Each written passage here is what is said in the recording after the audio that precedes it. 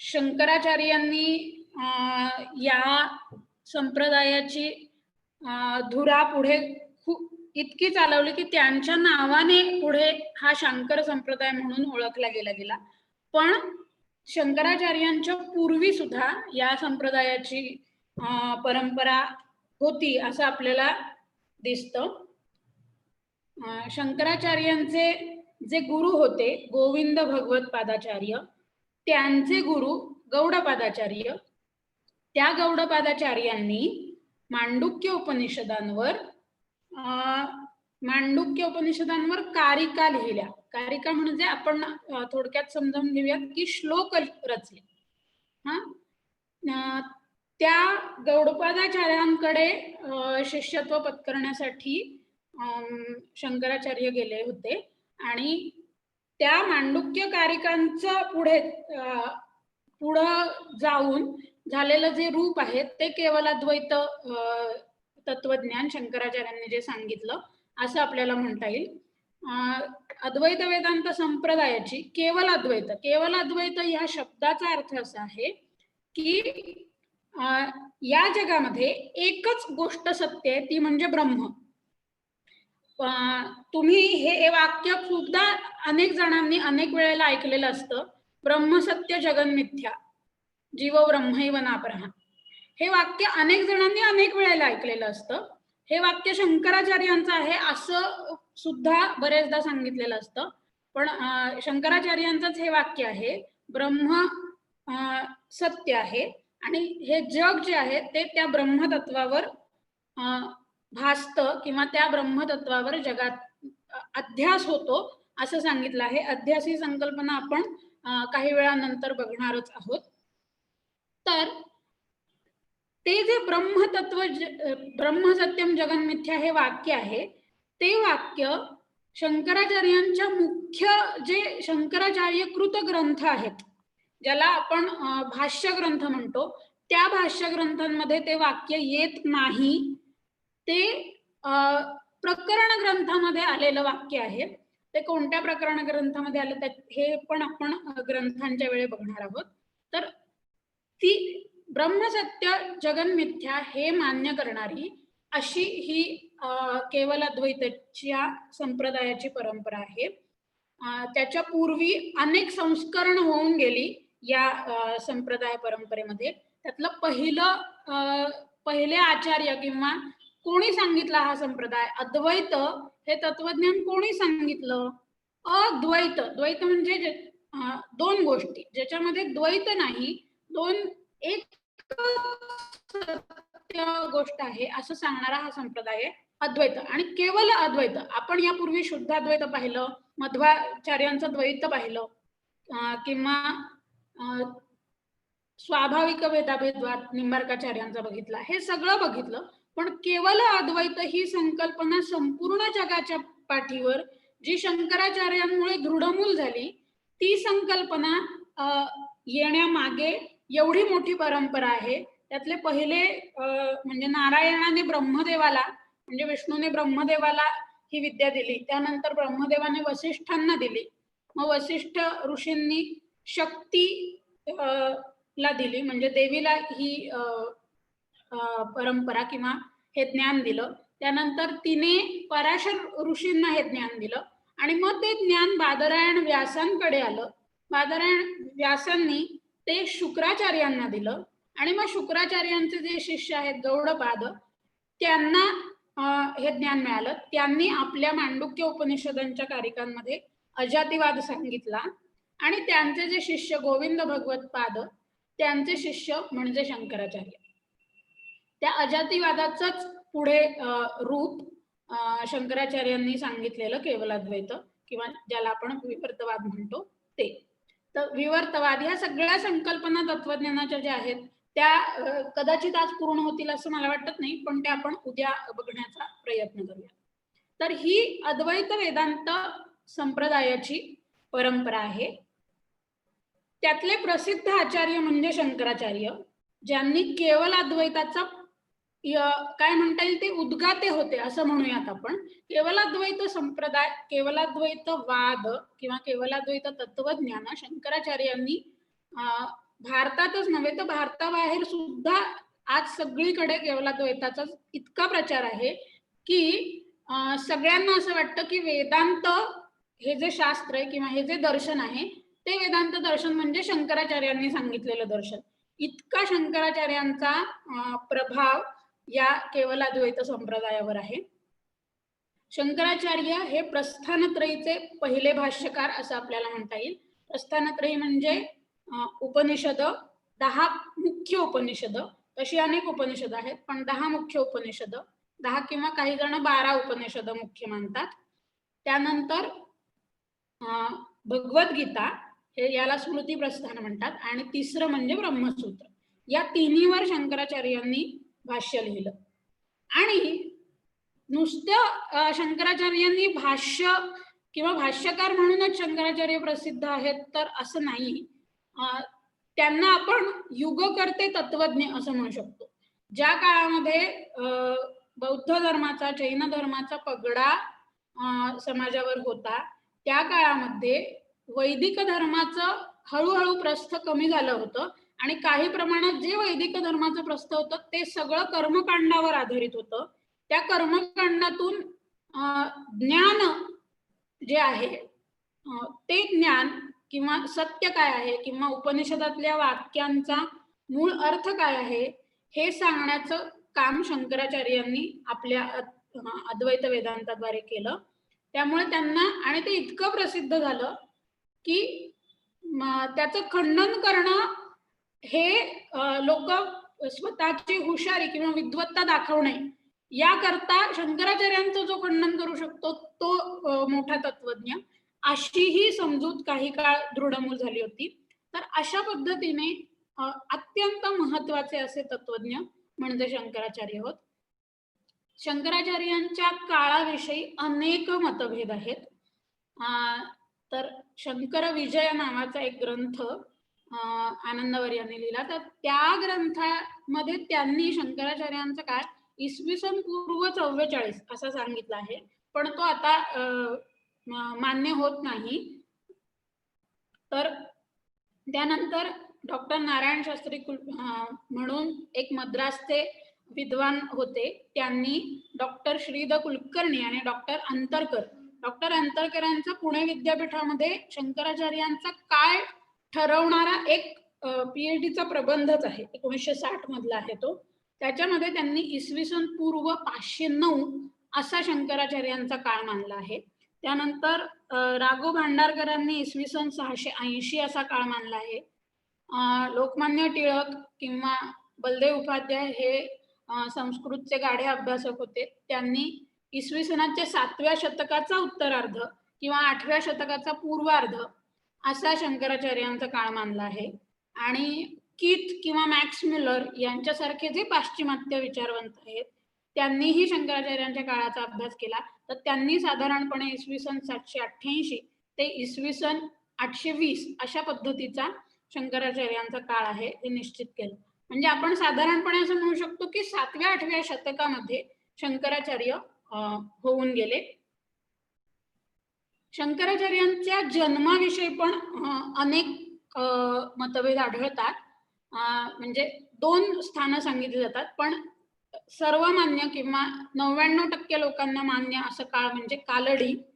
केरळमधलं अलवाई किंवा पूर्णा ही नदीचं नाव आहे, त्या नदीच्या काठी कालडी हे अत्यंत निसर्गरम्य ठिकाण आहे. ते शंकराचार्यांचं जन्मस्थान मानलं जातं.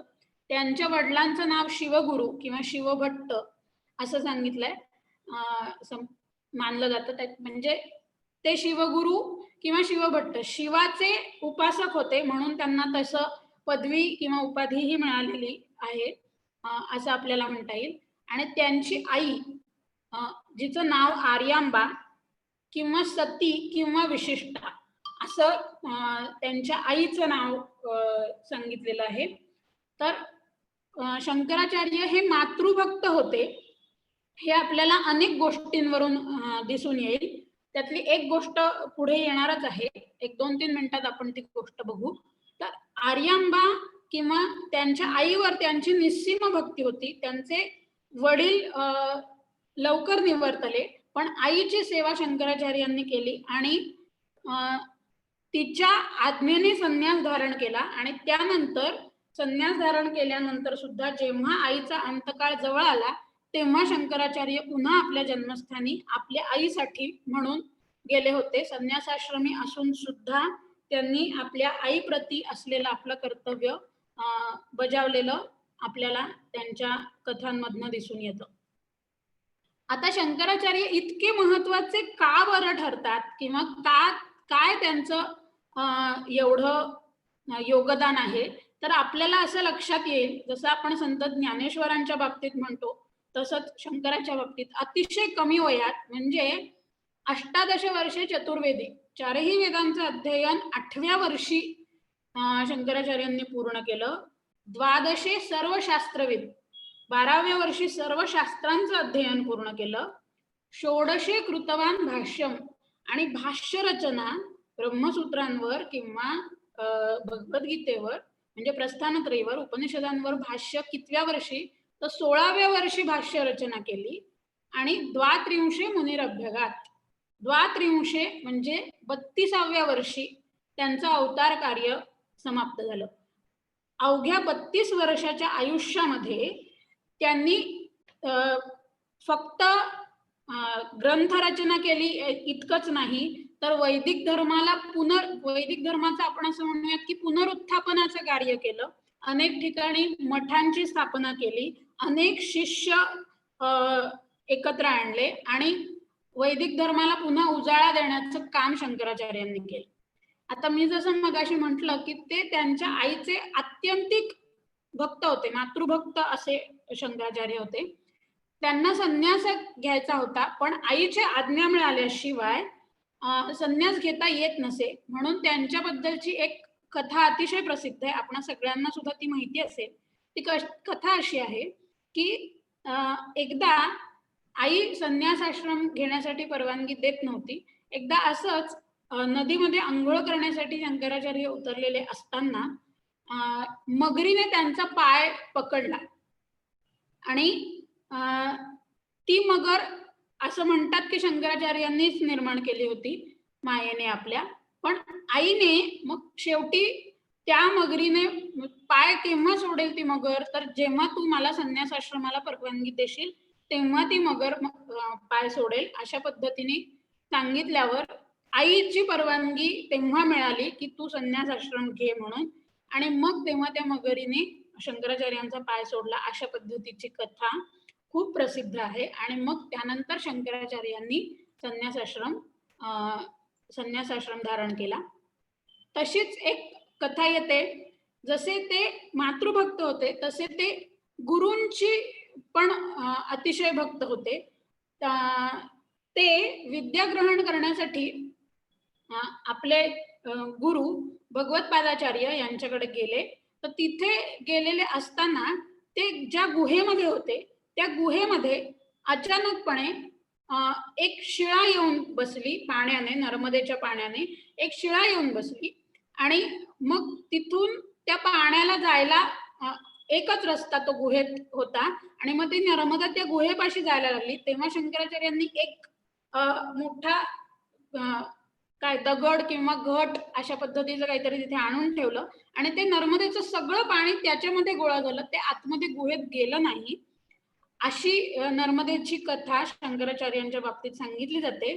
आणि मग ते पाहून गुरूंनी हा चमत्कार बघितल्यावर गुरूंना आठवण झाली की असं जो कोणी करू शकेल, एका घटामध्ये संपूर्ण नर्मदेचं पाणी एकत्रित जो करू शकेल तो आपल्या तत्वज्ञानाला पुढे नक्की नेऊ शकेल, असं व्यासमुनींनी त्यांना सांगितल्याचं त्यांना स्मरलं. आणि मग गुरूंनी शंकराचार्यांना आज्ञा केली की तू बद्रिकाश्रम इथे जा, बद्री क्षेत्री जा, तिथे व्यास महर्षींना तुला ब्रह्मसूत्रांची रचना करून अद्वैत वेदांताचा प्रसार करण्याचं कार्य करायचं आहे. हे गुरूंना कळलं आणि त्यांनी शिष्यांना म्हणजे शंकराचार्यांना आज्ञा केली आणि मग शंकराचार्य तिथे गेले. अशी ही कथा सांगितली जाते. मग शंकराचार्य सगळ्या शिष्यांच्या बाबतीत ब्रह्मसूत्रांवर भाष्य करून ते पुन्हा परत येत असताना पुन्हा ते काशीला आले. तर काशीला येत असताना त्यांच्याबरोबर अनेक शिष्य होते. काशीला आल्यानंतर त्या काशी विश्वेश्वराच्या देवळापाशी काही चांडाळ, आपला एक चांडाळ कुत्रा घेऊन उभा होता आणि तो तिथून तिकडनं चालला होता. तर अद्वैत तत्वज्ञानाचा प्रसार करायला शंकराचार्यांनी सुरुवात केली होती. तर अद्वैत तत्वज्ञान सांगत असताना शंकराचार्य म्हणत की सगळीकडे एकच ब्रह्म आहे आणि सगळ्या प्राणीमात्रांमध्ये एकच ब्रह्म आहे असं सांगत असत शंकराचार्य. तेव्हा त्या चांडाळाला स्पर्श करू नये अशा पद्धतीची त्या काळी रूढी होती. म्हणून त्या चांडाळाला स्पर्श न करण्यासाठी शिष्य प्रयत्न करत होते. आणि तेव्हा शंकराचार्यांना त्या चांडाळाने प्रश्न केला की तू असं म्हणतोस की सगळ्यांमध्ये एकच ब्रह्मतत्व आहे, तर मग माझ्यामध्ये सुद्धा तेच तत्व आहे हे तू समजून घे. या कुत्र्यांमध्ये, माझ्या बरोबर असणाऱ्या कुत्र्यांमध्ये पण तेच तत्व आहे, हेही तू समजून घे. तर ते सांगत असताना शंकराचार्यांना मूळ काय म्हणता येईल, म्हणजे शंकराचार्य त्यावेळेस त्यांनी ओळखलं की हा जो चांडाळ आहे तो मुळातच काशी विश्वेश्वरच ज्ञान रूपाने किंवा चांडाळ रूपाने आपल्या समोर उभा राहिलाय आणि आपल्याला मार्ग दाखवतो आहे. अशा पद्धतीची ही कथा आहे. म्हणजे शंकरावर किंवा शैव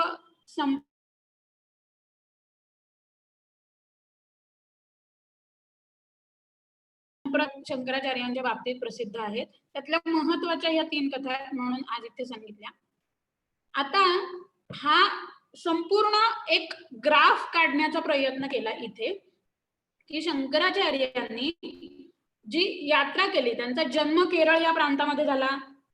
त्या केरळ प्रांतामध्ये नंतर ते मध्य देशाला किंवा मध्य प्रदेशामध्ये गुरुच्या शोधार्थ गेले, हे आपण बघितलं. मी एकच 2 मिनिट हे शेअरिंग थांबवते आणि हे थोडंसं छोटं करते म्हणजे ते मला दिसेल, कारण ते मला दिसत नाहीये.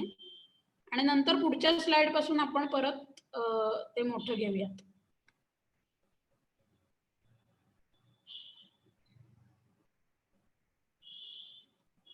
मग त्या केरळ या त्यांच्या कालडी या जन्मगावापासून शंकराचार्य मध्य प्रदेशामध्ये गेले. तिथे त्यांना गुरु भगवत्पादांचा उपदेश प्राप्त झाला आणि मी मगाशी जशी नर्मदेची कथा सांगितली ती या मध्य प्रदेशामध्ये घडली. त्यानंतर शंकराचार्य काशी या क्षेत्री गेले. हरिद्वार च्या जवळ काही दिवस राहिले. हरिद्वारानंतर ते हिमालयात गेले. तिथे व्यासतीर्थावर व्यासांनी त्यांना दर्शन दिलं आणि ब्रह्मसूत्रावर भाष्य लिही अशी आज्ञा केली. म्हणून ते हिमालयामध्ये बद्री क्षेत्र, जिथे व्यास महर्षी होते, तिथे गेले. तुम्ही लक्षात घ्या, संपूर्ण भारत त्यांनी कसा पादाक्रांत केला हे आपल्याला या प्रवासावरून दिसून येईल. केरळ, मध्य प्रदेश, हरिद्वार, हिमालय. मग हिमालयातनं जिथे त्यांनी व्यासांकडून आज्ञा घेतली ब्रह्मसूत्र रचना करण्याची, तिथून अद्वैत वेदांताचा प्रसार करण्यासाठी म्हणून ते प्रयाग या क्षेत्री आले. तिथे कुमारिल भट्ट हा एक मीमांसक होता. त्या मीमांसकाबरोबर, मीमांसक म्हणजे जे पूर्व मीमांसेला मानणारे असतात त्यांना मीमांसक अशी संज्ञा होती. तर कुमारिल भट्ट हे प्रसिद्ध मीमांसक होते.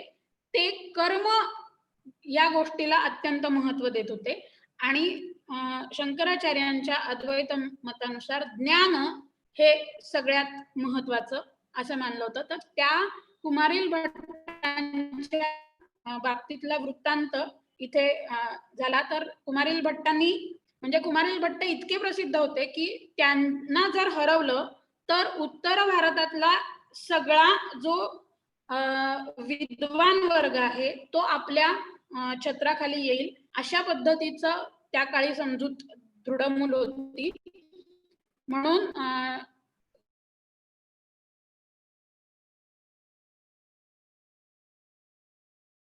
भेद आहेत.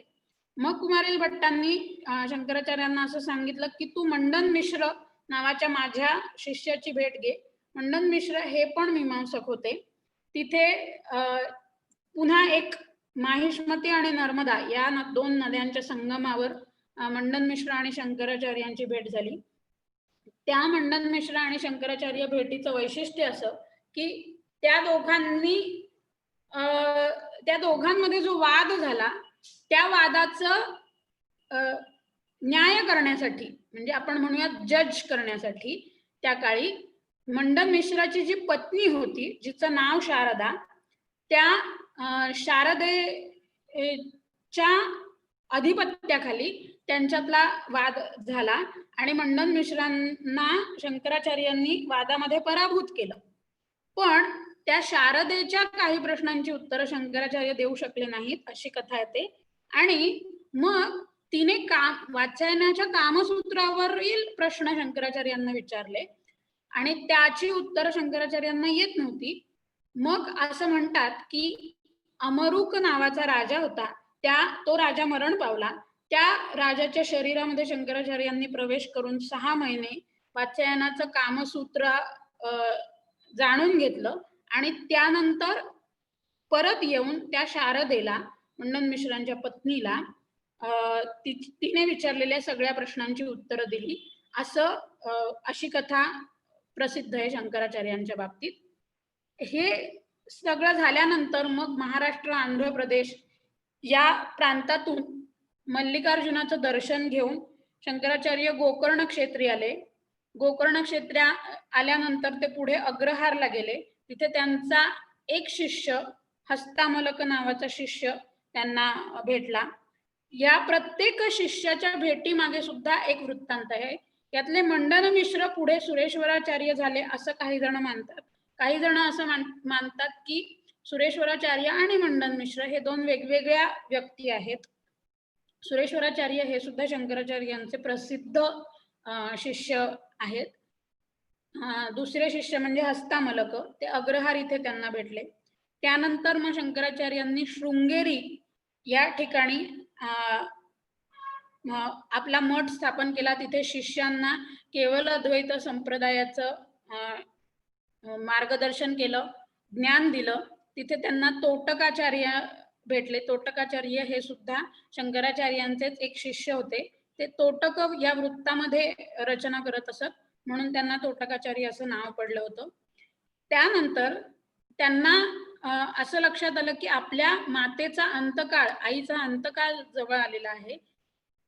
त्यामुळे आईला दिलेलं वचन पाळण्यासाठी, मी अंतकाली तुझ्या जवळ असेन, हे वचन पाळण्यासाठी शंकराचार्य पुन्हा कालाडीला गेले आणि आपल्या आईचा अंत्यसंस्कार त्यांनी केला. त्यानंतर मग त्यांनी अद्वैत तत्वज्ञानाची विजयध्वजा पसरवण्यासाठी उज्जैनी, काशी, कांची, द्वारका, पुरी, प्रयाग, बद्रीनाथ, रामेश्वर, श्रीशैल, हरिद्वार, म्हणजे पुन्हा एकदा भारत भ्रमण केलं असं आपण म्हणू शकतो. त्यानंतर मग ते काश्मीरला गेले, काश्मीरहून नेपाळला गेले आणि नंतर 32व्या वर्षी हिमालयामध्ये बद्री या क्षेत्रात त्यांनी आपलं अवतार कार्य संपवलं. अशा पद्धतीने म्हणजे तुमच्या लक्षात येईल की संपूर्ण भारत 32 वर्षाच्या आयुष्यात दोनदा शंकराचार्यांनी ही यात्रा केल्याचं आपल्याला समजतं. एक तर पहिल्यांदा ज्ञान ग्रहण करणे या उद्देशाने, आणि दुसरं नंतर केवल अद्वैत मताचा प्रसार करणे याच्यासाठी शंकराचार्यांनी यात्रा केल्या असं आपल्याला इथे समजतं. तर ही यात्रा शंकराचार्यांची प्रसिद्ध आहे. त्यानंतर मग मी जसं म्हटलं की त्यांचे जे प्रमुख 4 शिष्य होते त्या शिष्यांना मठाची जबाबदारी दिली आणि ते 4 ठिकाणी 4 मठ शंकराचार्यांनी निर्माण केले. एक पहिला जो मठ आहे तो पद्मपादांना दिला. दुसरा सुरेश्वर, जो शृंगेरी मठ दक्षिण भारतामध्ये आहे. त्यानंतर शारदापीठ द्वारकेला, तिथे हस्तामलकाला मठाधीश म्हणून जबाबदारी दिली आणि त्यानंतर हिमालयात तोटकाचार्यांना ज्योतिर्मठाची जबाबदारी दिली. त्यानंतर अजूनही 2 मठ शंकराचार्यांचेच आहे असं मानलं जातं. म्हणजे कांचीचं कामकोटी हा जो मठ आहे तिथेच शंकराचार्यांनी आपलं अवतार कार्य संपवलं, अशा पद्धतीचं सुद्धा, म्हणजे त्यांनीच तो मठ बांधला आणि तेच त्या मठाचे मठाधिपती होते शेवटी, असं मानलं जातं. त्यानंतर अजून एक मठ काशीचा सुमेर मठ सुद्धा शंकराचार्यांनी सुरू केला असंही मानलं जातं. म्हणजे संपूर्ण भारताला एकसंध एका सूत्रामध्ये गोवण्याचं काम या पीठांनी किंवा मठांनी केलं आहे. शंकराचार्यांनी त्यांना एक आचार पद्धती घालवून दिली आहे. म्हणजे एक प्रकारचं देशकार्य शंकराचार्यांनी अशा पद्धतीने घडवलं की एका सूत्रामध्ये सगळ्यांना आणलं. आता शंकराचार्यांच्या ग्रंथांविषयी थोडीशी माहिती घेऊयात. शंकराचार्यांनी प्रस्थानत्रयीवर भाष्य केलं. प्रस्थान, प्रस्थान, प्र म्हणजे प्रकर्षाने, स्था म्हणजे एखादी गोष्ट ठेवणं, स्थान म्हणजे ठिकाण. तर प्रकर्षाने जिथं आपलं चित्त असायला हवं असे जे ग्रंथ आहेत महत्वाचे, ते म्हणजे ते 3 ग्रंथ आहेत, त्यांना प्रस्थान असं म्हटलंय. त्याच्यावर शंकराचार्यांनी भाष्य लिहिलं, अनेक स्तोत्रांची रचना केली आणि प्रकरण ग्रंथ रचले. प्रकरण ग्रंथ म्हणजे केवळ अद्वैत तत्वज्ञानामध्ये जे प्रवेश करू इच्छितात अशा साठी त्यांना समजेल अशा भाषेत, म्हणजे सोप्या भाषेमध्ये आचार्यांनी ग्रंथांची रचना केली. आपण असं म्हणूयात की अधिकारी भेदात ग्रंथांची रचना आचार्यांनी केली. म्हणजे जसं आपण ज्ञानेश्वरांच्या बाबतीत म्हणतो की सामान्य अधिकारी, सामान्य लोकांसाठी संत ज्ञानेश्वरांनी ज्ञानेश्वरीची रचना केली.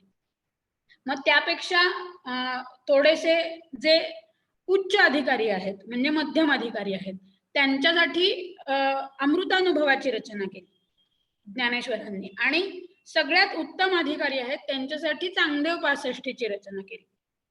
असं आपल्याला त्या ग्रंथांच्या रचनेवरून, त्या रचना वैशिष्ट्यांवरून असं दिसून येतं. तसंच शंकराचार्यांच्या बाबतीत सामान्य जे लोक आहेत, साधक आहेत किंवा सामान्य व्यक्तींसाठी स्तोत्रांची रचना केली आहे. मध्यम अधिकाऱ्यांसाठी प्रकरण ग्रंथ आहेत आणि त्याही पेक्षा उत्तम अधिकारी जे आहेत, ज्यांना अत्यंत इच्छा आहे, मुमुक्षुत्व आहे, ज्यांच्याकडे मोक्ष मिळवण्याची इच्छा आहे आणि ज्ञान मिळवण्याची इच्छा आहे, त्यांच्यासाठी प्रस्थानत्रयींवर भाष्य रचना केली. म्हणजे हे अधिकारीनुसार केलेल्या या रचना आहेत असं आपल्याला म्हणता येतं. त्यातलं प्रस्थानत्रयी भाष्य म्हणजे ईशकेन, कठ, मुंड, मांडुक्य ही जी 10 उपनिषद आहेत, त्यातलं बृहदारण्यकावरचं शंकराचार्यांचं भाष्य हे अतिशय ऑथेंटिक मानलं जातं. बृहदारण्यक आणि छांदोग्य उपनिषदातलं भाष्य, छांदोग्य उपनिषदावरचं भाष्य. श्वेताश्वतर या हे उपनिषदांवर आचार्यांनी भाष्य लिहिलं का नाही लिहिलं याबद्दल विद्वानांमध्ये पुन्हा मतभेद आहेत. पण मुख्य 10 उपनिषदांवर शंकराचार्यांनी भाष्य लिहिली. उपनिषद भाष्याला श्रुती प्रस्थान असं म्हणतात. नंतर दुसरं स्मृती प्रस्थान. स्मृती प्रस्थान म्हणजे गीता भाष्य. तर शंकराचार्यांचं जे गीता भाष्य आहे ते दुसऱ्या अध्यायाच्या 11व्या श्लोकापासून सुरू होतं. म्हणजे असं संशोधनांती सांगितलं जातं की त्यापूर्वीचं शंकराचार्यांचं भाष्य उपलब्ध होत नाही. पण काही जण मानतात की त्या पूर्वीचं सुद्धा भाष्य शंकराचार्यांनी रचलेलं आहे. आणि तिसरं न्याय प्रस्थान, ते म्हणजे ब्रह्मसूत्र भाष्य. म्हणजे उत्तर मीमांसेची जी सूत्र बादरायण व्यासांनी रचली त्या सूत्रांवर केलेलं भाष्य म्हणजे ब्रह्मसूत्र भाष्य. या ब्रह्मसूत्र भाष्याला दुसरं नाव शारीरक सूत्र असं सुद्धा आहे. शारीरक सूत्र म्हणजे काय, तर शरीरे भवा हा शारीर, म्हणजे शरीरामध्ये जो असतो तो म्हणजे आत्मा, तो सत्य असतो. आत्मा आणि ब्रह्म हे सत्य असणाऱ्या, सत्य म्हणजे ब्रह्म म्हणजेच आत्मा हे सांगितलं असल्यामुळे आणि तो सत्य असल्यामुळे त्या आत्म्याविषयी रचलेलं जे भाष्य आहे ते शारीरक भाष्य म्हणून ब्रह्मसूत्र शंकर भाष्याला शारीरक भाष्य असं दुसरं अजून एक नाव सुद्धा आहे. त्या ब्रह्मसूत्र भाष्याचं वैशिष्ट्य असं आहे आचार्यांच्या, त्या भाष्याला म्हणजे त्याचं पहिलं सूत्र आहे अथातो ब्रह्म जिज्ञासा हे, पण त्या सूत्रापूर्वी त्या भाष्याला प्रस्तावना म्हणून शंकराचार्यांनी अध्यास भाष्य लिहिलं. म्हणजे एखाद्या साधकाची पूर्वपीठिका तयार करण्यासाठी किंवा एखाद्या जो तो ग्रंथ अध्ययन करणार आहे, जो समजावून घेणार आहे ग्रंथ, त्याची पूर्वपीठिका त्या तत्वज्ञानाच्या बाबतीत तयार व्हावी, ज्याला आपण प्रीफेज असं म्हणू शकतो. तर ती प्रीफेज आहे ब्रह्मसूत्र शंकर भाष्याची प्रीफेज म्हणजे अध्यास भाष्य. तर तो अध्यास ही संकल्पना शंकराचार्यांनी सगळ्यात पहिल्यांदा अतिशय स्पष्टपणे मांडलेली दिसते. अध्यासाचं लक्षण भाष्यामध्ये असं दिलंय, स्मृतिरूप परत्र पूर्वदृष्ट अवभासः. जो स्मृतिरूप असतो म्हणजे आपल्याला आठवतं, काय आठवतं? दुसरीकडे पाहिलेला. आपण इथे वेदांतातलं सगळ्यात प्रसिद्ध जे उदाहरण आहे सर्परज्जूचं. रज्जू म्हणजे दोरी. तर दोरीवर आपल्याला सर्पाचा आभास होतो. तो जो सर्प आहे तो स्मृतिरूप आहे, तो दुसरीकडे कुठेतरी आपल्या स्मरणात असतो आणि मग आपल्याला तो दुसरीकडे पाहिलेला त्या दोरीच्या ठिकाणी दिसतो. म्हणजे पूर्वी पाहिलेला पूर्वदृष्ट असणारा असा जो सर्प आहे त्याचा भास स्मृतीमुळे आपल्याला त्या दोरीवर होतो. हे ब्रह्मतत्वावर जग भासतं हे सांगण्यासाठी म्हणून अध्यासाची संकल्पना आचार्यांनी पुढे आणली. त्याच्यानंतर अजून एक अध्यासाचं लक्षण केलं जातं, अतस्मिन् तद्बुद्धी ही अध्यास, आणि त्यालाच पंडिताः अविद्याः इति मन्यन्ते. त्यालाच पंडित लोक अविद्या असं मानतात. अतस्मिन् तद्बुद्धी, तद्बुद्धी ती त्या संबंधीची बुद्धी होते. कुठे? जिथे ते नाही आहे. म्हणजे दोरीवर सर्प नसला तरी सुद्धा नसलेल्या सर्पाची आपल्याला तिथं बुद्धी होते की सर्प आहे असं. जसं ब्रह्मतत्वावर जग नाही पण ब्रह्मतत्वावर जग असल्याची बुद्धी होते, त्याला अध्यास असं म्हणतात. हे समजावून देताना एक महत्वाची गोष्ट शंकराचार्यांच्या तत्वज्ञानाच्या बाबतीत अशी आहे की श्रुती आणि अनुभव या दोन गोष्टी या तत्वज्ञानामध्ये प्रमाण मानल्या आहेत. म्हणजे आपल्याला अनुभव कसा येतो? तर आपल्याला असं वाटतं, मग तो अध्यास किती प्रकारचा आहे वगैरे सांगितलाय. तो बाह्य धर्म अध्यास असतो, देह धर्माचा अध्यास असतो, इंद्रिय धर्मांचा अध्यास असतो, अंतःकरण धर्मांचा अध्यास असतो. म्हणजे काय? बाह्य धर्म म्हणजे काय? मी हे जे शरीर आहे या शरीराला रूपाली असं नाव आहे. तर रूपाली हा धर्म आहे. मी कोणाची तरी बहीण आहे, मी कोणाची तरी बायको आहे, मी कोणाची तरी मुलगी आहे. तर ही जी नाती आहेत ही त्या शरीराची नाती आहेत. ते त्या आत्म्याचं मूळ स्वरूप नाही. मग हा बाह्य धर्मांचा अध्यास आहे. किंवा मी म्हणजे मी थोडी बारीक आहे, जाडी आहे, तर हे जाडेपणा बारीकपणा हा देहाच्या धर्मांचा अध्यास झाला असं आपल्याला वाटतं. तो आत्मा नाही तर ते शरीर जाड किंवा बारीक असतं. आत्मा हा नित्यच असतो, शरीर बदलत असतं. आणि मग तुम्हाला भगवद्गीतेतले सगळे श्लोक माहितीच आहेत की तो आत्मा हा वेगवेगळ्या शरीरामध्ये जातो. म्हणजे तो शरीर बदलतो. जसे आपण वस्त्र बदलतो तसे आत्मा हा शरीर बदलतो. तर तीच संकल्पना अध्यासामध्ये आहे. इंद्रिय धर्माध्यास म्हणजे काय? मी आंधळा आहे, मी काय मुका आहे, म्हणजे इंद्रियांचे जे धर्म आहेत ते मी माझ्या ठिकाणी त्या आत्म्याच्या ठिकाणी आहेत असं मानलं, असा भास होणं म्हणजे इंद्रिय धर्म अध्यास. अंतःकरण धर्माध्यास म्हणजे मी दुःखी आहे, मी सुखी आहे. तर दुःख सुख ह्या ज्या भावना आहेत त्या अंतःकरणाला होतात, त्या आत्म्याच्या भावना नाहीत. पण आपण आत्म्यावर त्या गोष्टींचा अध्यास करतो. अशा पद्धतीने अध्यास ही संकल्पना पुन्हा एकदा जेव्हा तत्वज्ञानाला आपण सुरुवात करू तेव्हा पुन्हा एकदा ही संकल्पना स्पष्ट होणारच आहे. त्यानंतर आचार्यांचे प्रकरण ग्रंथ आहेत अद्वैत पंचरत्न, अद्वैतानुभूती, उपदेश सहस्त्री आणि सगळ्यात महत्वाचा आणि प्रसिद्ध प्रकरण ग्रंथ म्हणजे विवेक चूडामणी. काही जे म्हणजे असं मानतात की शंकराचार्यांनी 200च्या वर ग्रंथांची रचना केली, 200 पेक्षा अधिक. तर ते कसं मानतात, तर शंकराचार्यांचे मुख्य ग्रंथ म्हणजे प्रस्थानत्रयी भाष्य असंच आहे, पण जे जे पीठाधीश्वर नंतर झाले किंवा शंकराचार्यांचे जे शिष्य होते ते पुढे शंकराचार्य याच नावाने प्रसिद्ध झाले. त्यामुळे त्यांनी ज्या रचना केल्या त्या सुद्धा शंकराचार्यांनी केल्या असं मानलं गेलं. किंवा काही रचना अशा आहेत की शंकराचार्यांच्या तत्वज्ञान अशा रचना मांडणाऱ्या रचना असल्यामुळे त्यांना शंकराचार्यकृत असं मानलं गेलं. म्हणजे त्या शंकराचार्यांनीच रचल्या आहेत की नाही याबद्दल सुद्धा अनेक मतमतांतर आहेत. अनेक स्तोत्रांच्या बाबतीत हे सांगितलं जातं. पण समजा असं आपण मानू तर या सगळ्या ग्रंथांमधून केवळ अद्वैत तत्वज्ञान सांगितलं आहे म्हणून त्यांना शंकराचार्य कृत ग्रंथ असं मानलं जातं. हे झाले प्रकरण ग्रंथ. त्यानंतर तुम्हाला माहिती असेल तर अनेक स्तोत्रांची रचना शंकराचार्यांनी केली. याच्यातले गणेश आणि शिव यांच्यावर आधारित एवढ्या स्तोत्रांची रचना शंकराचार्यांनी केली असं मानलं जातं.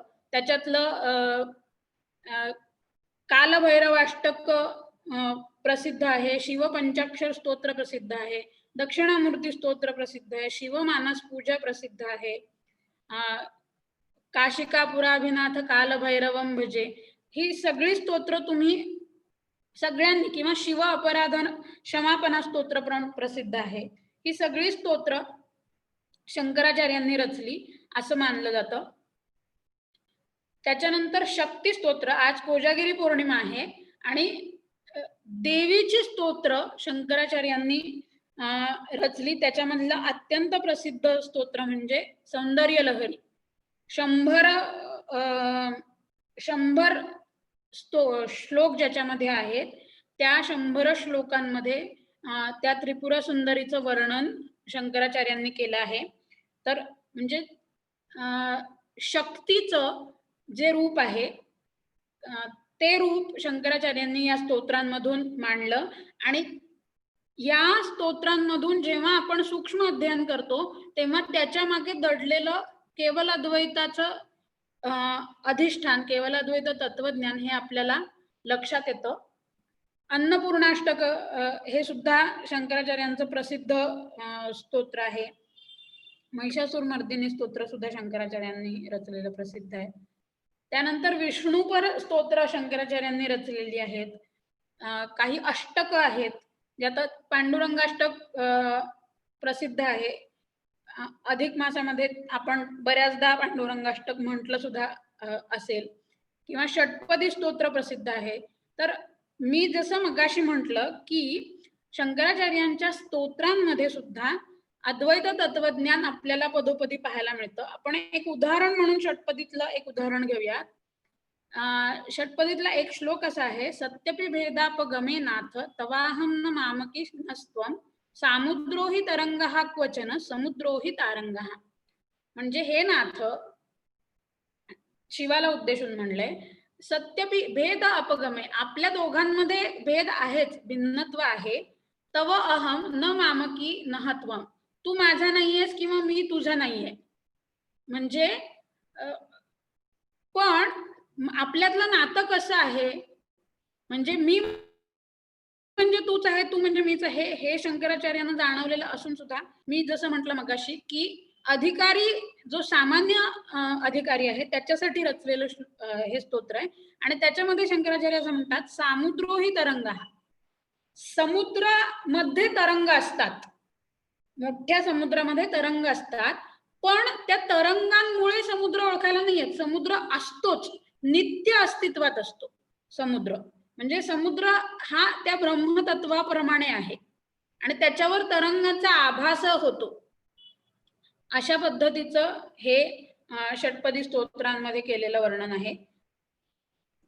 त्याच्यानंतर तत्वज्ञानपर अनेक रचना शंकराचार्यांच्या नावावर आहेत. अद्वैत अनुभूती आहे, अद्वैत पंचकम आहे, निर्वाण मंजिरी आहे, निर्वाण शतकम सुद्धा प्रसिद्ध आहे, शतश्लोकी प्रसिद्ध आहे, साधन पंचक सुद्धा प्रसिद्ध आहे. हे सगळे ग्रंथ आज उपलब्ध आहेत आणि ते शंकराचार्य कृत आहेत असं मानलं जातं. पण ते तसं आहेच की नाही याबद्दल अनेक मतभेद आहेत. त्यानंतर तत्वज्ञानपर स्तोत्र येतात. त्याच्यातलं खूपच प्रसिद्ध स्तोत्र म्हणजे चर्पट पंजिरिका स्तोत्र, ज्याला मोहमुद्गर असं म्हणतात. भज गोविंदम भज गोविंदम गोविंदम भज मूढमते, किंवा परापूजा स्तोत्र आहे, भवानी अष्टक आहे, दक्षिणामूर्ती, ही सगळी तत्वज्ञानपर स्तोत्र आहेत. चर्पट पंजिरिका स्तोत्राचं उदाहरण घेते. चर्पट पंजिरिका स्तोत्रामध्ये तुम्ही अनेक जणांनी हे सगळं ऐकलेलं आहे. चर्पट पंजिरिका हे स्तोत्र ऐकलंय. त्याच्यामध्ये हे मूढमते त्या साधकाला उद्देशून, सामान्य साधकाला उद्देशून शंकराचार्य म्हणतात, हे मूढमते गोविंदम भज, तू गोविंद गो म्हणजे मी सांगितलं इंद्रिय किंवा इंद्रियांमध्ये असणारा तो जो आत्मा आहे. विद म्हणजे जाणून घे, त्या गोविंदाला जाणून घे, म्हणजे ते जे आत्मतत्व तुझ्यामध्ये आहे त्याला तू जाणून घे.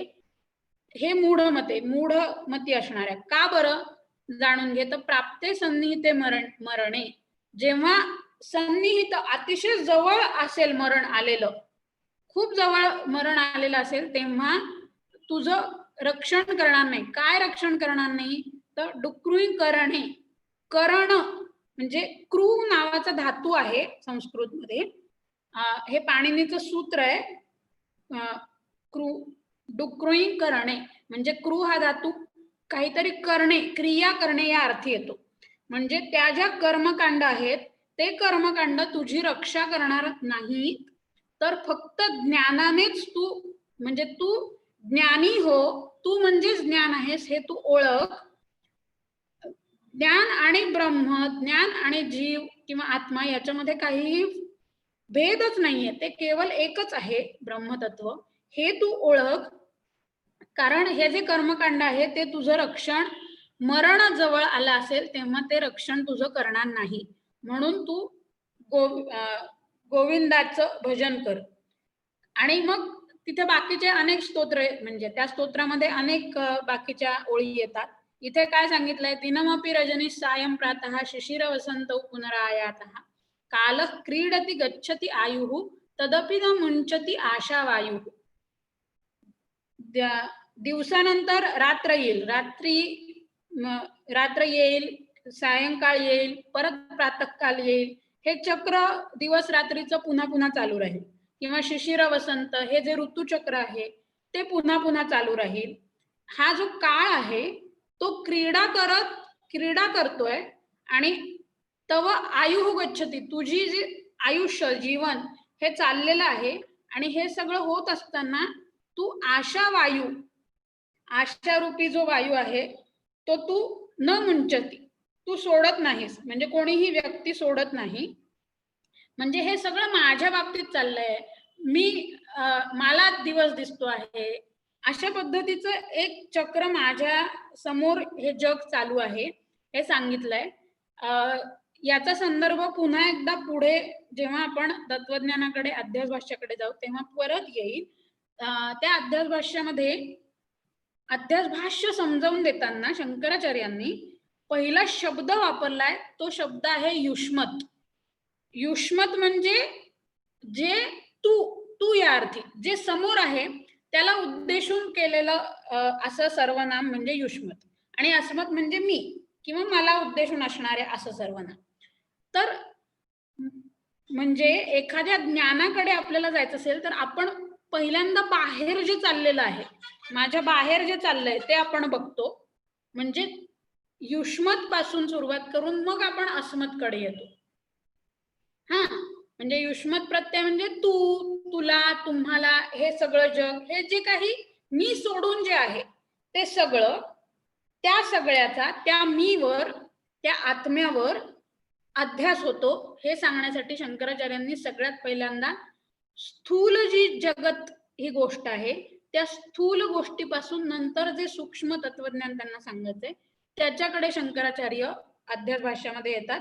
आणि इथे सुद्धा त्यांनी तशाच पद्धतीने स्तोत्रांमध्ये रचना केली आहे. म्हणजे स्तोत्र जसे आपण हळूहळू समजून घेत जातो तसे आपल्याला त्याचं केवल अद्वैताचं जे अधिष्ठान आहे ते लक्षात येतं.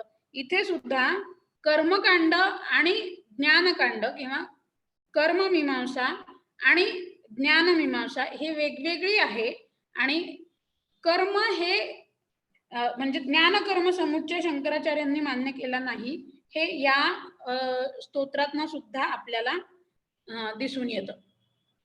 त्यानंतर अनेक देवता आणि तीर्थ स्थान यांच्यावर सुद्धा शंकराचार्यांच्या रचना प्रसिद्ध आहे.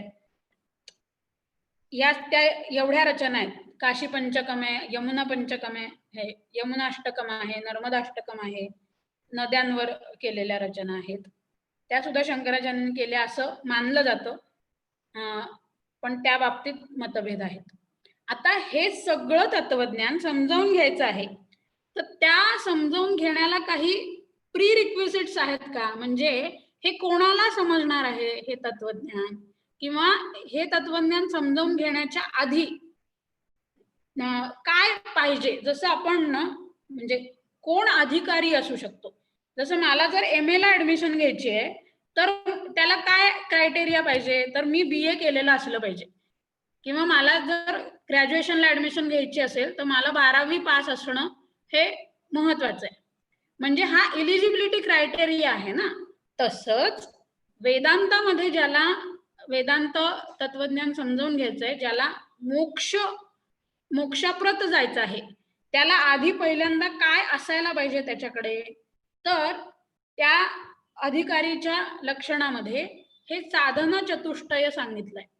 म्हणजे ह्या 4 गोष्टी त्याच्याकडे, त्या व्यक्तीकडे असलेच पाहिजे, तर तो वेदांताचा अधिकारी होऊ शकतो असं सांगितलंय. मग त्या 4 गोष्टी कोणत्या? चतुष्टय आहे ना. मग त्या 4 गोष्टी कुठल्या? पहिली गोष्ट म्हणजे नित्य अनित्य वस्तू विवेक. आता इथे प्रत्येक शब्दाला अर्थ आहे. वस्तू म्हणजे काय?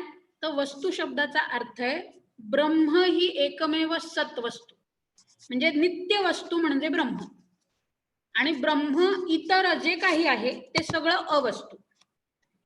यामधला म्हणजे नित्य वस्तू आणि अनित्य वस्तू म्हणजे ब्रह्म आणि ब्रह्मेतर सर्व, यामधला विवेक असणं हे वेगळं वेगळं आहे. याचं ज्ञान असणं म्हणजे नित्यानित्य वस्तू विवेक. त्यानंतर दुसरी जी प्री रिक्वेसिट आहे, दुसरा जे साधन आहे ते म्हणजे इह अमूत्र अर्थ फल भोग विराग. इह म्हणजे इहलोक, म्हणजे ऐहिक जे लोक आहे, म्हणजे या लोकावर, या पृथ्वी लोकावर काय काय आहे उपभोग म्हणजे कशा कशाचे आपण उपभोग घेतो?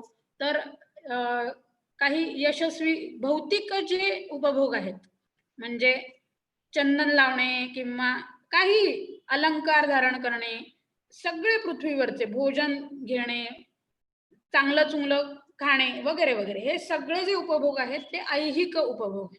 आणि अमूत्र म्हणजे काय? तर परलोकी असणारे जे उपभोग आहेत. म्हणजे मग समजा स्वर्गातले उपभोग असतील, अमृत किंवा अप्सरा, काम काय कल्पवृक्षापासून मिळणारी फलप्राप्ती वगैरे वगैरे, म्हणजे पारलौकिक जे आपण मानतो की स्वर्ग नावाचा एक दुसरा लोक आहे आणि त्या लोकामध्ये स्वर्ग किंवा इतर सगळे लोक, आपल्याकडे 18 लोक मानलेले आहेत. तर इतर इहलोकीचं सोडून जे काही इतर परलोक आहेत त्या परलोकामध्ये जे काही मिळणारे फलभोग आहेत, कारण आपण ह्या लोकी पण कर्म करणार, कारण अकर्मकृत कोणीच राहू शकत नाही. कर्म न करता कोणी राहू शकत नाही. कर्म केलं की त्याचं फळ मिळणार. मग त्या फळांच्या उपभोगापासून विरक्ती, हे दुसरं प्री रिक्विजिट आहे. म्हणजे उपभोगामध्ये, त्या कर्मामध्ये, त्या कर्माच्या फळामध्ये अडकून न पडणं, म्हणजे इह अमूत्र अर्थ फल भोग विराग, त्यापासून विरक्ती होणं. आणि तिसरं आहे, अगेन हे प्री रिक्विजिट आहे, जर वेदांतामध्ये अधिकारी व्हायचं असेल तर हे एक प्री रिक्विजिट आहे, ते म्हणजे शमादी षटक संपत्ती. शम म्हणजे काय तर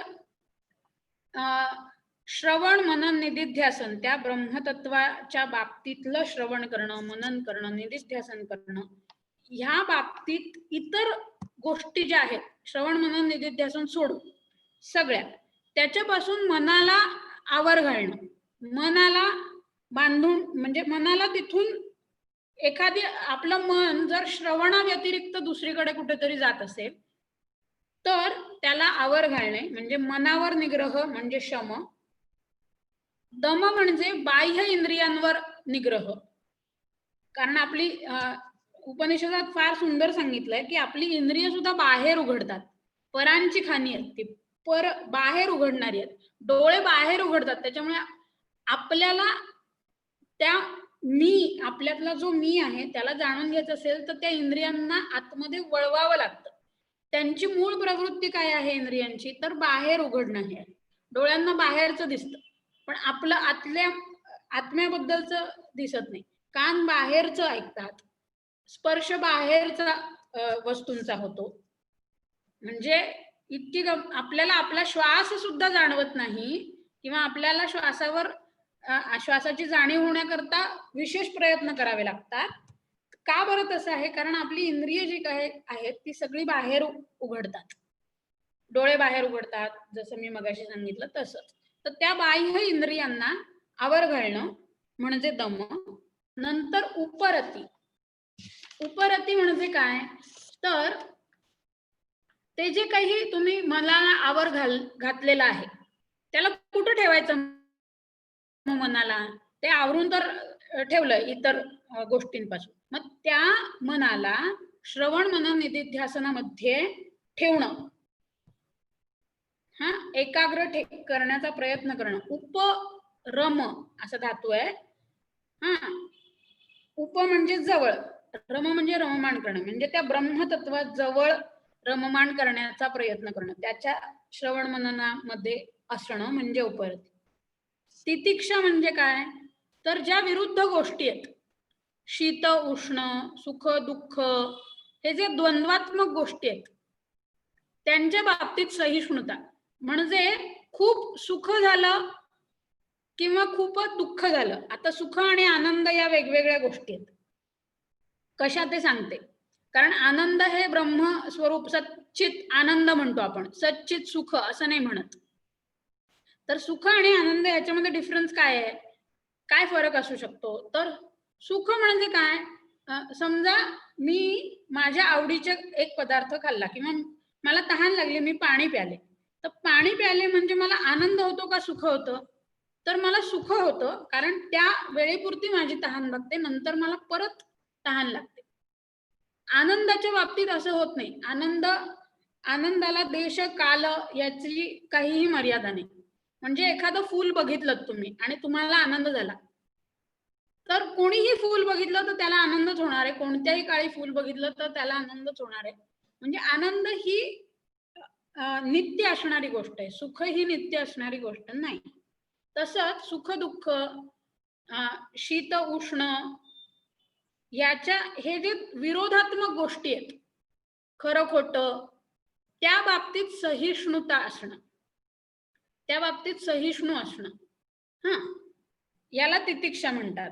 त्यानंतर पुढचा शब्द इतका महत्वाचा आहे, ते म्हणजे श्रद्धा.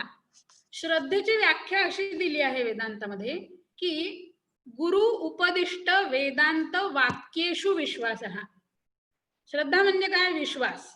कशावर विश्वास, वेदांत वाक्येषु, वेदांताची म्हणजे उपनिषदातली जी वाक्य आहेत त्यांच्यावर विश्वास. ती वाक्य कशी, गुरु उपदिष्ट, गुरुने उपदेशलेल्या वेदांताच्या वाक्यांवर विश्वास. म्हणजे इथे गुरुवर विश्वास असं सांगितलेलं नाही, इथे व्यक्ती सापेक्षता येते गुरुवर विश्वास. गुरु बदलला तर त्याचं वाक्य बदलतं, तसं सांगितलेलं नाहीये. जे वेदांत वाक्य तुम्हाला गुरुनी उपदेशलेलं आणि तुम्हाला त्याचा तुम्हाला प्रत्यय आला, समजलं तुम्हाला ते वाक्य, तर त्या वाक्यांवर विश्वास म्हणजे श्रद्धा. म्हणजे श्रद्धा या गोष्टीचा वेगळी काय म्हणता येईल, एक प्रकारची व्याख्या वेदांतामध्ये केलेली आहे. आणि तिसरा एकदम शेवटची संपत्ती म्हणजे समाधान. समाधान सम आ अधिक धा धातू आहे. सम म्हणजे योग्य प्रकारे, आ म्हणजे सर्व बाजूनी, आणि धा म्हणजे ठेवणं. ते श्रवण मनन निधिध्यासनातलं जे काही मन आहे ते जवळ नेऊन ठेवलं श्रवण मनन निधिध्यासनाच्या पण उपरतीमध्ये. पण त्याही पेक्षा त्यामध्ये पूर्ण एकाग्रता प्राप्त करण्याचा प्रयत्न म्हणजे समाधी. समाधी म्हणजेच समाधान.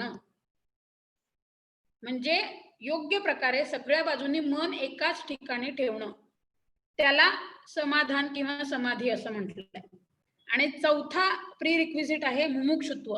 मुमुक्षुत्व म्हणजे मोक्ष मिळवण्याची इच्छा. या गोष्टी ज्याच्याकडे आहेत तोच वेदांताचा अधिकारी होऊ शकतो. अशा पद्धतीने वेदांतामध्ये किंवा केवल अद्वैत वेदांताचे जे पुढचे आचार्य आहेत त्यांनी आणि शंकराचार्यांनी त्यांच्या भाष्यामध्ये सुद्धा या साधना चतुष्टयाचा उल्लेख केलेला आहे. अशा पद्धतीने ज्याच्याकडे साधना चतुष्टय संपन्नता असेल आणि इतर अनेक गोष्टी सांगितल्या आहेत अधिकार्याच्या बाबतीत, तर तोच केवल अद्वैत वेदांतामध्ये काय म्हणता येईल गती मिळवू शकतो किंवा ते ज्ञान प्राप्त करू शकतो. त्याच्यासाठी हे सगळं पाहिजेच असं वेदांत संप्रदायामध्ये मानलं जातं. आता इथे म्हणजे आज मी तुम्हाला काल जसं म्हटलं होतं की हे जे सगळं आहे हे शंकराचार्यांचं जीवन, त्यांचे ग्रंथ आणि वेदांत केवल अद्वैत वेदांताची परंपरा आणि केवलाद्वैत वेदांतामध्ये काय महत्वाचं आहे हे सांगण्यासाठी आजचा आपला दिवस गेला. आता इथे आपण थांबूयात आणि उद्या आपण या तत्वज्ञानामध्ये, वेदांत तत्वज्ञानामध्ये, केवल अद्वैतामध्ये, अद्वैत वेदांतामध्ये ब्रह्म ही संकल्पना, जीव ही संकल्पना, मोक्ष ही संकल्पना, मी जसं म्हटलं की माया किंवा अविद्या ही संकल्पना, या संकल्पना उद्या डिटेलमध्ये पाहूयात. आणि काल मला एकांनी एक प्रश्न विचारला होता, त्याच्यावरून मला असं वाटलं की आपण सगळे जे आचार्य घेतले किंवा सगळे जे संप्रदाय घेतले त्याचं एक थोडक्यात आढावा घेतला आणि कंपॅरेटिव्ह आढावा घेतला, समजा तुलनात्मक आढावा घेण्याचा प्रयत्न केला तर ते जास्त चांगल्या पद्धतीने कळेल. तर हे आपण या संपूर्ण मालिकेमध्ये उद्या करूया.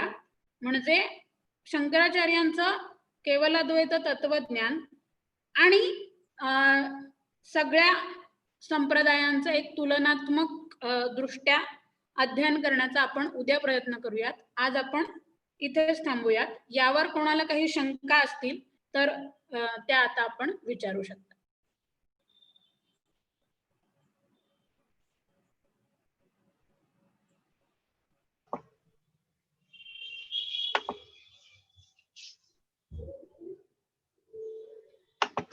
येस साई शंकरजी, केलेले तुम्हाला अनम्यूट.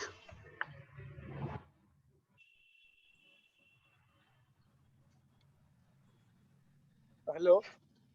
ती शंकराचार्यांची जी परंपरा सांगितली, वशिष्ठ, शक्ती, पराशर, व्यास, गौडपाद, गोविंद प्रभू आणि शंकराचार्य, तर त्यामध्ये मला थोडस असं म्हणायचं होतं की दिवाळीला ज्यावेळेस महाभारतातील राजधर्म प्रकरणावर प्रकल्प करत होतो त्यावेळेला व्यासांचं जे त्यांच्याबद्दल माझ्या असं अभ्यासात आलं की व्यास हे वसिष्ठांचे म्हणतो, म्हणजे तो क्रम असा सांगितलाय, वसिष्ठ, शक्ती, पराशर, व्यास.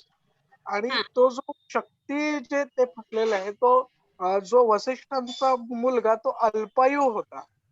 अच्छा. आता तुम्ही ते शक्तीबद्दल जे म्हणालात, म्हणजे मला तो काही संदर्भ मिळाला नाही. मला ते जरा जाणून घ्यायचं होतं, की शक्तीला त्यांनी कशी दिशा दिली? म्हणजे तसा काही संदर्भ मला मिळालेला नाही. ते जाणून घ्यायचं होतं. आणि दुसरं असं, की आपल्याकडे जे प्रवर ही संकल्पना आहे म्हणजे गोत्र, हा. वसिष्ठ गोत्राचं जे प्रवर आहे तेही असंच सांगितलं आहे, वसिष्ठ, शक्ती, पराशर, व्यास. हो आणि आपण ज्यावेळेला असं म्हणतो की गोत्र, तर आपण त्या ऋषींच्या कुटुंबामध्ये जन्मलेले असतो, हो असं पण म्हटलं जातं. हो. मग आता हे शक्ती म्हणजे इथे 2 शक्ती आहेत का? म्हणजे एक त्यांचा मुलगा आणि त्यांनी प्रत्यक्ष शक्ती या देवतेला त्यांनी उपदेश केला, असं आहे का? मला ते जाणून घ्यायचंय.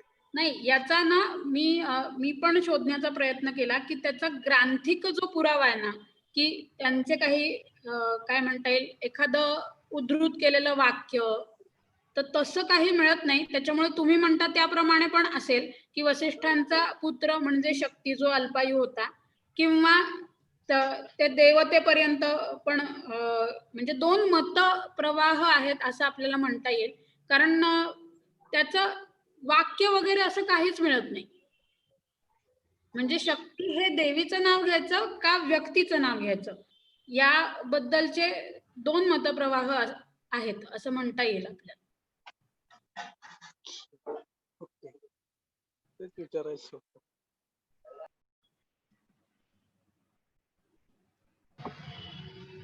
अजून काही प्रश्न आहे कोणाचा?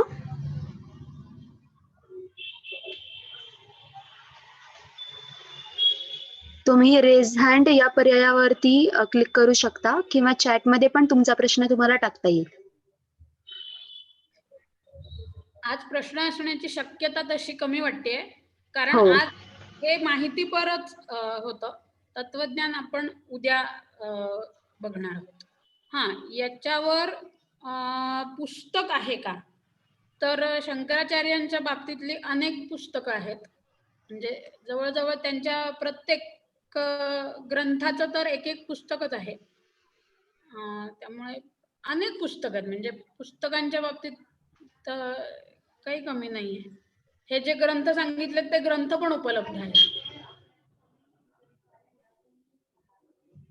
त्या ग्रंथांच्या प्रस्तावनामध्ये पण आपल्याला खूप माहिती मिळते.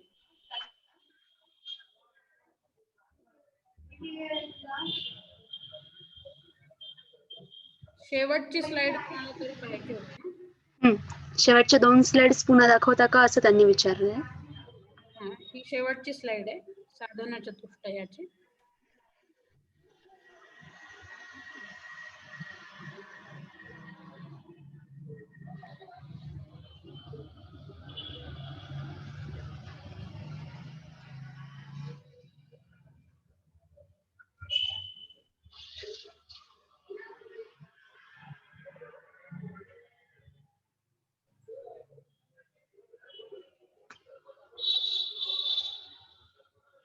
म्हणजे आज आपण संप्रदायाबद्दल आणि ग्रंथांबद्दल माहिती घेतली. उद्या आपण तत्वज्ञान बघूयात आणि साधारणपणे सगळ्या तत्वज्ञानांचा एक आढावा उद्या घेण्याचा प्रयत्न करू, वेदांत संप्रदायांचा. म्हणजे ते आपल्याला जास्त चांगल्या प्रकारे कळेल असं वाटतंय. म्हणून आपण उद्या उद्याचं सेशन त्यासाठी उपयोगाला आणूया असं वाटतं.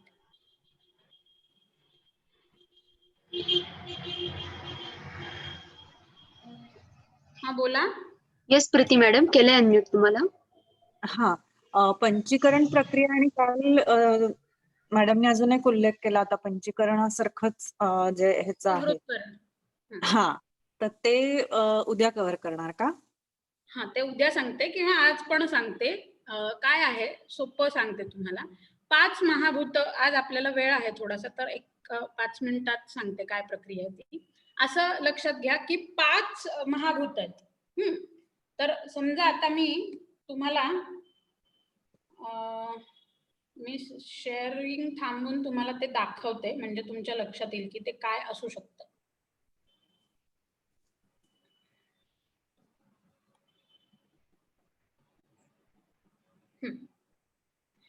असं आहे की 5 महाभूत आहेत. त्या 5 महाभूतांचे प्रत्येकी 5 भाग केले. म्हणजे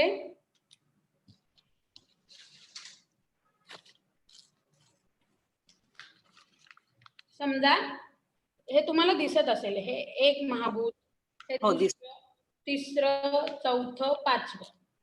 हे पृथ्वी आहे, हे तेज आहे, बरोबर. हे आप आहे, वायू आणि आकाश. या प्रत्येकाचे पहिल्यांदा अर्धा भाग करायचा. मग त्या पृथ्वी मधला जो अर्धा भाग आहे तो तसाच ठेवायचा आणि उरलेल्या अर्ध्या भागाचे पुन्हा 4 भाग करायचे. तर या पृथ्वीचा जो हा 1/4 आहे तो तेज तत्वामध्ये, हा 1/4 आप तत्वामध्ये, हा 1/4 आकाशामध्ये, हा 1/4 वायूमध्ये आणि सेम इतर तत्व इकडे येतात. म्हणजे त्या पाचांचे पुन्हा 5 होतात. त्याला पंचीकरण म्हणतात. आता हे का समजावून दिलंय तर आपण असं समजून घेऊ, आपल्याला एक महाभूत पूर्णपणे समजतं किंवा पूर्णपणे ते तसंच्या तसं मूळ स्वरूपात अस्तित्वात असतं असं होत नाही. याचं उदाहरण सांगते. समजा पाणी आहे, आपण पाणी पितो, तर या पाण्याला चव आहे. बरोबर. या पाण्याला चव आहे, पण मूळ जे पाणी आहे तर चव हा गुणधर्म, रस हा धर्म, म्हणजे त्या चव कुठून येते त्याच्यामध्ये किंवा गंध, त्याला वास कुठून येतो, तर पृथ्वी तत्व त्या पाण्यामध्ये उतरलं असल्यामुळे त्याला गंध येतो. बरोबर. लक्षात येतं. किंवा याच्यातनं सूर्य काय प्रकाश इकडून तिकडे जातो, म्हणजे याच्यामध्ये प्रकाश आहे ना. बरोबर. आणि मग तो रिफ्लेक्ट होतो ना. म्हणजे तो जो प्रकाश आहे ते प्रकाश तत्व आप ह्या तत्वामध्ये मिसळलेलं पण अंतर्भूत असतं. बरोबर. लक्षात येतं. किंवा आपल्याला सूर्यकिरण जर पहिला कवडसा आपल्या घरामध्ये येतो जेव्हा एकदम सकाळी सकाळी, तेव्हा आपल्याला त्याच्यामध्ये असे बारीक बारीक बारीक कण दिसतात. किंवा त्याच्यामध्ये आर्द्रता पण असते. बरोबर. त्या तेजामध्ये वायू तत्व असतं, ते काय आप तत्व असतं, पृथ्वी तत्व, कारण पृथ्वी म्हणजे एक बारीक बारीक कण. म्हणजे पंचीकरण म्हणजे ही महाभूत असे एकत्र येऊन कार्य करतात आणि जग उत्पन्न करतात. मग काही ठिकाणी त्यांचा कमी जास्त प्रमाणामध्ये डिस्ट्रीब्युशन असू शकतं, पण एकत्र येऊनच काम करतात. बरोबर. अशा पद्धतीने तो पंचीकरणाचा सिद्धांत समजावून दिला जातो. त्रिवृत्तकरण म्हणजे सेम अशाच प्रकारे आहे, फक्त त्याच्यामध्ये आकाश आणि वायू हे महाभूत घेतली जात नाही. पृथ्वी, तेज आणि आप या तिघांच्या बाबतीत ते 3 पद्धत, म्हणजे परत तेच 3 महाभूत आणि मग ते त्यांच्यामध्ये 3 3 होतात. अशा ते प्रिन्सिपल वाईज, म्हणजे जग उत्पत्ती कशी होते किंवा सत्व रजस तमस हे पण अशा पद्धतीने कार्य करतात. मग त्रिवृत्तकरणामध्ये ते 3 गुण घेतले, अशा पद्धतीने पण सांगितलं. म्हणजे पंचीकरण असो किंवा त्रिवृत्तकरण, जगताची उत्पत्ती होताना ती महाभूत कशी कार्य करतात हे समजवण्यासाठी त्यांनी तो सिद्धांत सांगितला. बर. त्रिवृत्तकरणामध्ये मग 2 महाभूत का गाळली? काय आहे ते उपनिषदामध्ये आलेलं आहे. तर काही आता उपनिषदांचा अर्थ लावताना काही जणांनी सत्वरजस तमस घेतलंय आणि काही जणांनी महाभूत घेतले 3. ठीक, आलं लक्षात. अर्थ लावणाऱ्याचा प्रकार, तर उपनिषदकाराला काय म्हणायचंय हे समजावणं अवघड आहे ना. त्याच्यामुळे आपण उपनिषदामध्ये त्रिवृत्तकरणाची श्रुती येते असं म्हटलं जातं. अच्छा, ओके. समजावून देण्यासाठी केलेला प्रकार आहे पंचीकरण. आलं लक्षात. आणि पंचीकरण समजणं त्या मनाने सोपं आहे, म्हणून पहिल्यांदा पंचीकरण सांगितलं. आणि पंचमहाभूत म्हणजे आपण ह्या गोष्टी पाहतो किंवा आपल्याला त्याचा फील येत असतो, म्हणून म्हणजे पाणी, तेज, वायू हे समजायला ते सोपं आहे ना.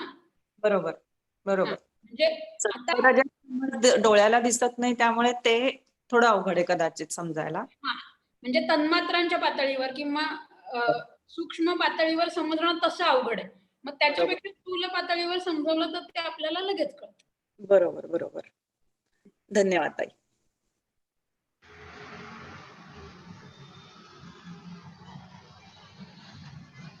येस, अजून प्रश्न आहे कोणाचा काही? शंकराचार्यांचं कार्य आणि त्यांचे सिद्धांत बहुश्रुत आहेत आणि इतर संप्रदायांना महत्व दिलं जात नाही, असं का असेल याचं उत्तर माझ्या मतीप्रमाणे मी देण्याचा प्रयत्न करते. शंकराचार्यांनी तो जो केवलाद्वैताचा सिद्धांत मांडला त्याचा प्रभाव का बरं आहे जनमानसामध्ये, तर तो अनेकांच्या अनुभवाचा विषय होतो. मी म्हटलं ना, केवलाद्वैत हे अनुभव हे एक प्रमाण त्याला लागू होतं, त्याच्यामुळे अनुभवाचा विषय होत असल्यामुळे तसं असेल. किंवा अजून एक कार्य, शंकराचार्यांनी जी मठ स्थापना केली, जे शिष्य निर्माण केले, जे ग्रंथ निर्माण केले, त्या ग्रंथांचा प्रभाव अनेकांनी ते ग्रंथच वाचले असतील आणि इतर ग्रंथ वाचले नसतील आणि त्याच्यावर अनेक टीका, म्हणजे आता समजा शंकराचार्यांचं भाष्य आहे तर त्याच्यावर सुरेश्वराचार्यांची वार्तिकं प्रसिद्ध आहेत, त्याच्यावर अनेक लोकांनी पुन्हा आपलं मत मांडणारे अनेक ग्रंथ तयार केले आणि मग ते ग्रंथ माझ्या वाचनात आले. त्याच्यामुळे माझ्यासारखे अनेक जण तयार झाले शंकराचार्यांच्या बाबतीत. पण बाकीच्या आचार्यांच्या बाबतीत त्यांना असं वाटलं नाही की आपण या आचार्यांचं तत्वज्ञान तितक्या याच्याने करावं, किंवा नंतरच्या त्या संपूर्ण प्रक्रियेमध्ये वाद संप्रदाय म्हणजे काय म्हणता येईल, खंडन मंडन करणं किंवा चर्चा करणं, त्या चर्चांमध्ये भाग घेऊन स्वतःचं मत प्रस्थापित करणं, ही जी काही संपूर्ण प्रक्रिया झाली त्या प्रक्रियेमध्ये केवलाद्वैत तत्वज्ञानाचे जे जे आचार्य होऊन गेले किंवा जे जे विद्वान नंतर होऊन गेले त्या विद्वानांनी एकदम अधिक प्रमाणामध्ये किंवा प्रभावीपणे ते तत्वज्ञान मांडण्याचा प्रयत्न केला. आणि महाराष्ट्रातच सांगायचं झालं तर आपली जी संत परंपरा आहे, म्हणजे बरोबर ऐवल्यान यांचं म्हणणं अगदी मला पटतं आहे की ज्ञानेश्वरी असेल, मी मगाशी जसं म्हणलं की ज्ञानेश्वरांनी 3 अधिकारी पाहून रचना केल्याचं आपल्याला जाणवतं. ज्ञानेश्वरी ही सामान्य वाचकासाठी आहे, अमृतानुभव त्याच्यापेक्षा मध्यम साधकासाठी आहे आणि चांगदेव पासष्टी हे तत्वज्ञान जाणणाऱ्या उत्तम अधिकाऱ्यासाठी आहे. म्हणजे ही प्रक्रिया आपल्या महाराष्ट्रामध्ये संतांच्या बाबतीत सुद्धा दिसून येते. किंवा तुकारामांची गाथा सगळ्यांनाच तशा पद्धतीने समजते असं नाही. आपल्याला ते समजावून जेव्हा आपण समजावून घ्यायचा प्रयत्न करतो तेव्हा आपल्याला त्याच्यामध्ये सुद्धा केवलाद्वैत मताचा प्रभाव पडलेला दिसतो आणि म्हणून आपण शंकर सिद्धांत किंवा शंकराचार्यांच्या सिद्धांताला जास्त बहुश्रुत आहे असं म्हणू शकतो. हे सगळी कारणं त्याच्या मागे असतील. अजून एक महत्वाचं कारण असं असू शकेल की ज्या काळामध्ये बौद्ध, जैन आणि कर्मकांडी तत्वज्ञान असं सगळीकडे काय म्हणता येईल गोंधळ माजला होता समाजामध्ये, त्या समाजाला एकत्रित आणण्याचं काम सुद्धा शंकराचार्यांनी वेगळ्या पद्धतीने अशा रीतीने केलं म्हणून सुद्धा असेल. म्हणजे अनेक बौद्ध मतं त्यांनी खोडून काढली किंवा त्यांच्या शिष्यांनी म्हणूयात किंवा त्यांच्या अनुयायांनी म्हणूयात. आजही बौद्ध तत्वज्ञान आणि शांकर तत्वज्ञान किंवा बौद्धांचा जो शून्यवाद आहे तो शून्यवाद आणि शंकराचार्यांचा मायावाद हे म्हणजे एकाच नाण्याच्या 2 बाजू आहेत की काय अशा पद्धतीने अभ्यास केला जातो. किंवा शंकराचार्यांना पण प्रच्छन्न बौद्ध असं म्हटलं जातं. म्हणजे त्यांनी जो सांगितला आहे मायावाद तो म्हणजे शून्यवादच आहे अशा पद्धतीने सुद्धा मतं मांडली जातात.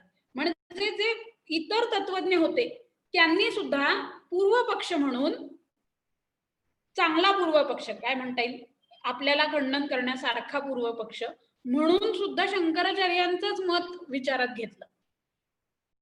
म्हणजे मग ते जैन तत्वज्ञ असू देत किंवा बौद्ध तत्वज्ञ असू देत किंवा मीमांसक असू देत, त्यांनी शंकराचार्यांचंच मत विचारात घेतलं.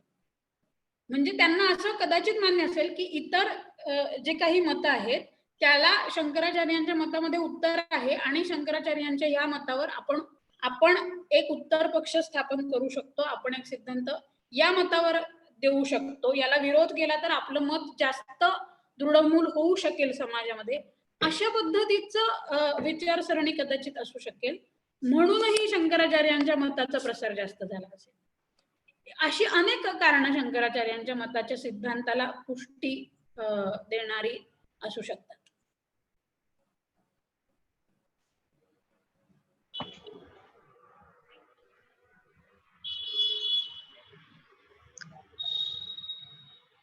Yes, thank you madam. मग आज काही प्रश्न नसेल कोणाचा तर मग आपण थांबायचं.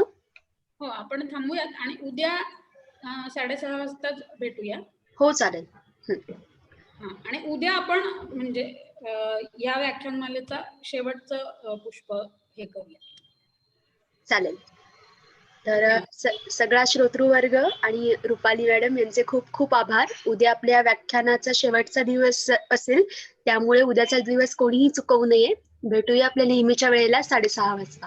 आणि अजून एक सांगायचं राहिलं, म्हणजे कोजागिरीच्या दिवशी शंकराचार्यांवर आपण ऐकतो आहोत किंवा आपण विचार मंथन करतो आहोत, ही फार काय म्हणता येईल औचित्यपूर्ण गोष्ट आहे. कारण वेदांताचा चंद्र म्हणजे संपूर्ण ज्ञानचंद्र असणारे शंकराचार्य आज आहेत आणि त्यांचा आशीर्वाद कोजागिरीच्या दिवशी आपल्या सगळ्यांना मिळतोय असं आपण मानूयात या निमित्ताने. आणि त्या निमित्ताने सगळ्यांना कोजागिरीच्या शुभेच्छा देऊन आपण इथे थांबूयात. धन्यवाद. धन्यवाद.